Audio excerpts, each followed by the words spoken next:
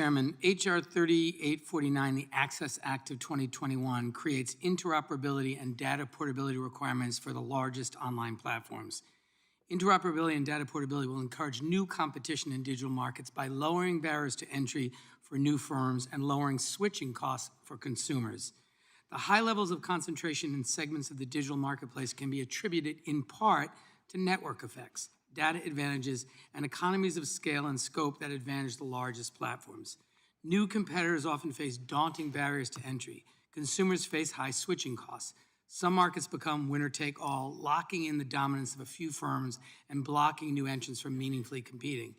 The Access Act, introduced by Congressman Scanlon and Congressman Owens, helps address high levels of concentration online and creates new opportunities for competition. The Access Act requires dominant platforms be interoperable with other businesses. It also empowers users of dominant platforms to take relevant data to another service. Data portability will empower consumers to switch to other services more easily. They will not have to start over. They will not lose access to their list of friends, photos, communications, or seller ratings when they switch from one social network, e-commerce platform, or mobile operating system to another. For example, a small business selling on Amazon will be able to take its customer reviews and other information to use it on its own retail website or on a rival e-commerce platform. An iPhone user would not lose access to her prior communications simply because she switched to an Android phone. New competitors in these markets will have a better chance to convince users to switch. They will be able to compete by offering better prices, higher quality, or more privacy. It's the very essence of competition. Interoperability will ensure consumers do not have to choose between communicating with users of the dominant platform and migrating to a platform that better serves their needs. Interoperability opens new opportunities for competition. As a result, we'll have a more dynamic digital economy, and consumers will have more choices. Interoperability and data portability are not without challenges, and that's why the Access Act directs the Federal Trade Commission to establish technical committees bringing together industry, government, academic, and other experts to help design interoperability that works.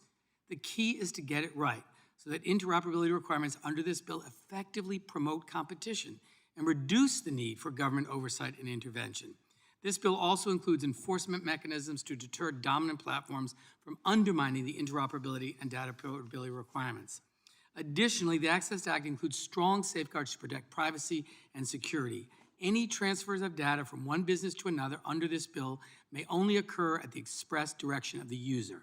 Online firms are required to minimize the data they use and share to make services interoperable. By opening up new opportunities for competition, the Access Act promotes new investment and innovation. Small businesses and startups will have more opportunities to attract users. Rather than resting on their laurels and relying on their ability to lock consumers in, the dominant platforms will have to rededicate themselves to improving their products and keeping their users happy. They'll have to compete in a more dynamic marketplace, spurring more investment and more innovation.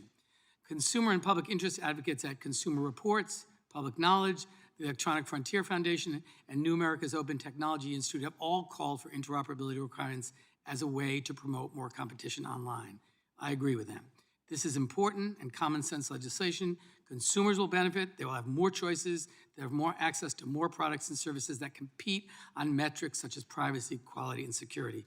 I want to thank Congressman Scanlon and Congressman Owens for their leadership on this issue. I encourage my colleagues to support the Access Act, and I yield back.